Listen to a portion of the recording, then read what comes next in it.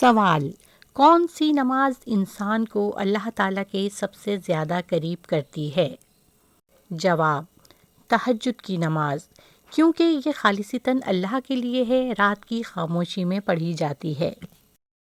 سوال: کون سی نماز دل کو سکون عطا کرتی ہے؟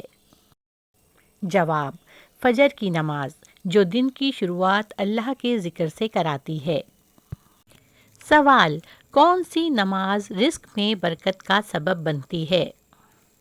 جواب: فجر کی نماز، خاص طور پر باجماعت، کیونکہ اس کے بعد دن بھر رزق کی برکت ہوتی ہے۔ سوال: کون سی نماز گناہوں سے بچاتی ہے؟ جواب: 5 وقت کی پابندی سے ادا کی جانے والی نماز۔ سوال: کون سی نماز دعا کی قبولیت کا ذریعہ بنتی ہے؟ جواب: تہجد کی نماز، اس وقت اللہ تعالیٰ بندے کی دعا قبول فرماتا ہے۔ سوال: کون سی نماز نفاق سے بچاتی ہے؟ جواب: فجر اور عشاء کی نماز باجماعت۔ سوال: کون سی نماز آزمائش میں سہارا بنتی ہے؟ جواب: صبر اور نماز، خاص طور پر مشکل وقت میں ادا کی گئی نماز۔ سوال: کون سی نماز گھر میں رحمت لاتی ہے؟ جواب: باجماعت نماز اور نوافل۔ سوال: کون سی نماز اعمال کو مضبوط کرتی ہے؟ جواب: سنت موقدہ اور نوافل۔ سوال: کون سی نماز اللہ کی مدد حاصل کرنے کا ذریعہ بنتی ہے؟ جواب: استخارہ اور حاجت کی نماز۔ سوال: کون سی نماز گناہوں کا کفارہ بنتی ہے؟